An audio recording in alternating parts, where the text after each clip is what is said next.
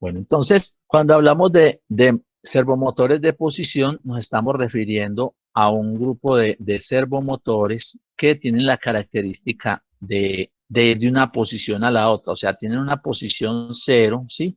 Pueden tener, digamos, un ángulo máximo de 0 a 90 grados, de 0 a 60 grados, de 0 a 120 grados, de 0 a 150 grados, de 0 a 180 grados, por ejemplo, digamos que este es de 0 a 120 grados.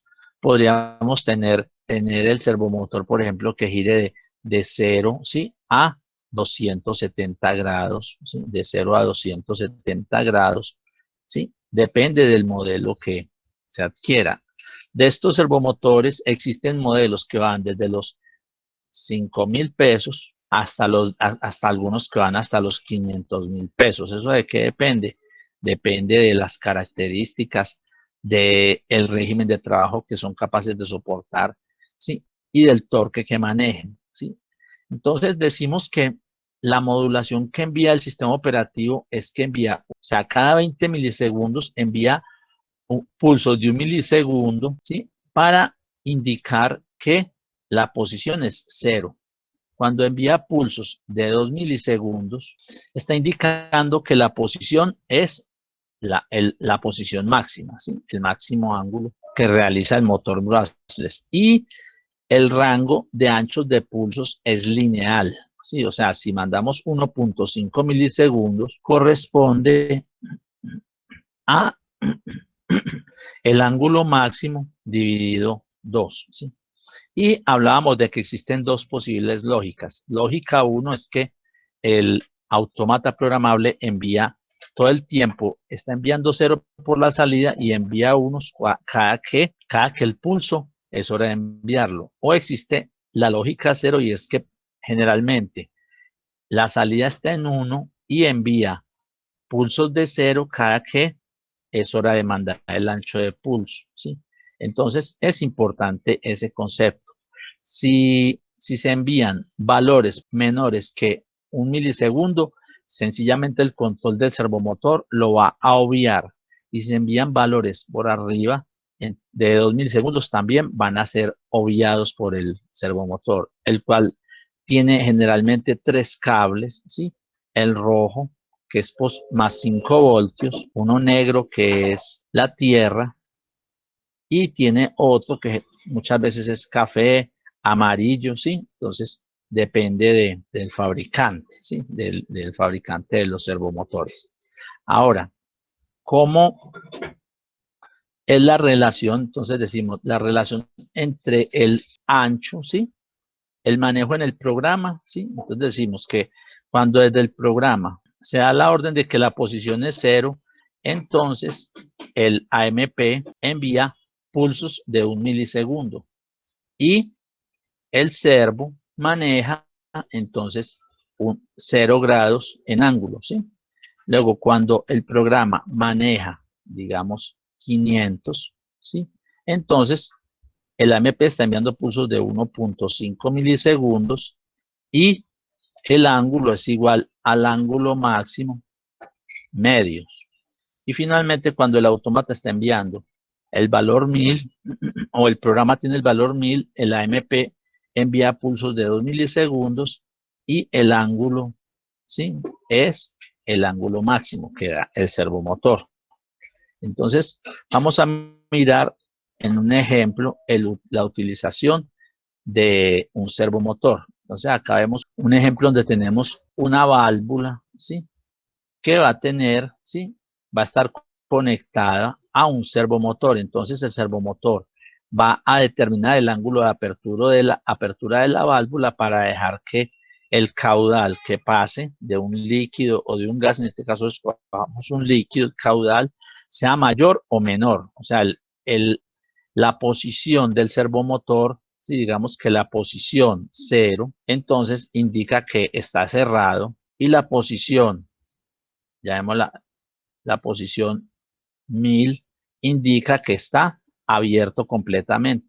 Entonces, de esta forma, vamos a regular en forma lineal, ¿sí? Y continua el flujo que deja pasar esa válvula. Ahora vamos a tener un sensor de flujo, el cual está basado en alguna tecnología, sí, puede ser másica, puede ser por pulsos, pero finalmente nos va a entregar una señal de 4 a 20 miliamperios, que es proporcional al flujo que esté pasando, que esté siendo medido, ¿sí? Vemos la alimentación del autómata programable con una fuente de 12 voltios. Vemos el regulador o la fuente de 5 voltios que alimenta tanto el servomotor como el común de las salidas, y las salidas, en este caso de un autómata positivo, entonces ese común va a pasar por unos transistores que van a entregar esa modulación de pulsos al servomotor y con su respectiva resistencia de pull down para mantener ceros o unos, si no, no reacciona el servomotor. Entonces, ¿el control en qué va a consistir? En que cuando se pulse la orden Start, arranca el sistema a abrir la válvula para que deje pasar el líquido, ¿sí? La cantidad de líquido que está pasando es retroalimentada a través del sensor de 4 a 20 miliamperios, ¿sí?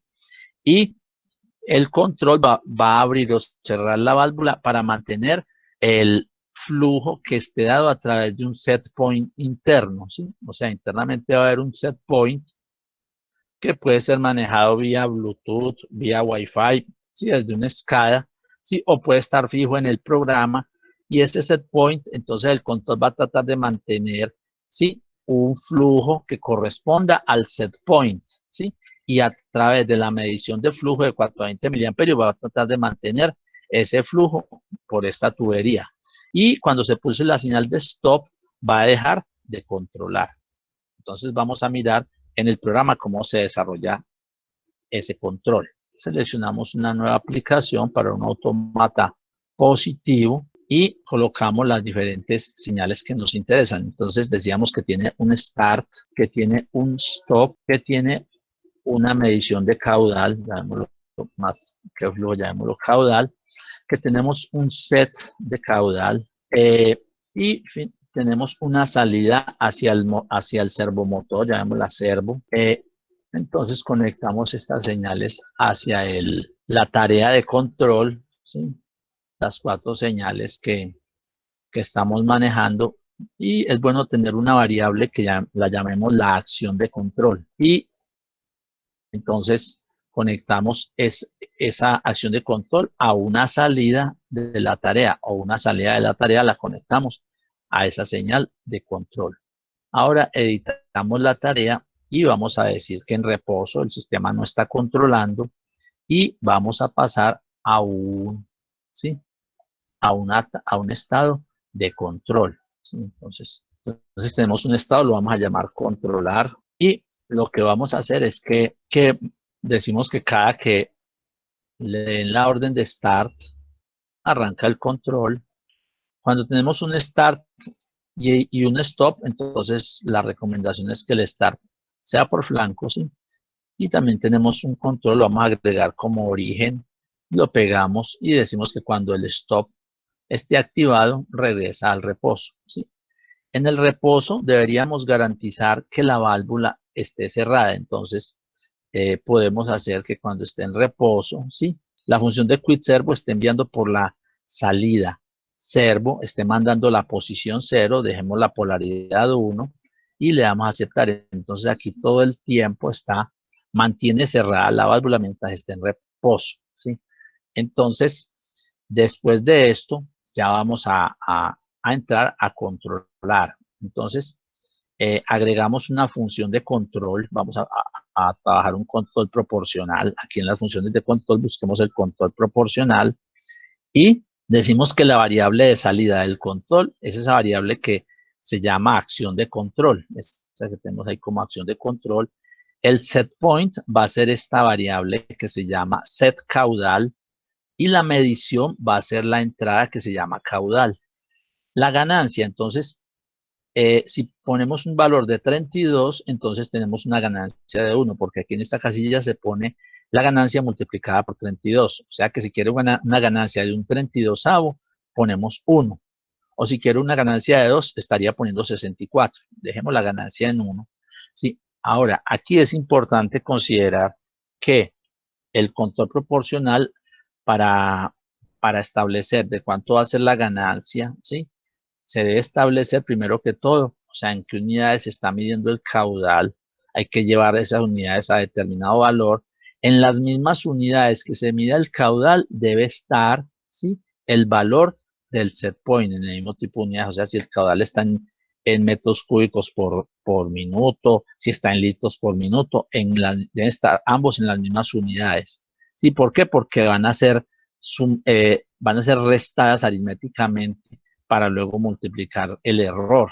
Entonces deben estar en esas unidades. Y el error es el que me establece en qué rango queda la acción de control, ¿sí? Entonces la acción de control, ya luego de estar generada, ¿sí?, la pasamos por una salida, la enviamos hacia el servomotor, la función de salida quit servo, ¿sí? Y decimos la salida es hacia el servomotor, ¿sí? Y aquí habla de un valor de posición. La lógica dejémosla como tal, entonces le damos a aceptar porque para asignar el valor de la posición a través de la variable acción de control. Entonces sobre este 0 que aparece en la mitad separado por comas, le damos clic y buscamos la acción de control. Entonces la función ¿cómo queda? Que al servomotor se le va a mandar un ancho de pulso, ¿sí?, a través de la salida servo que está determinado por la variable acción de control.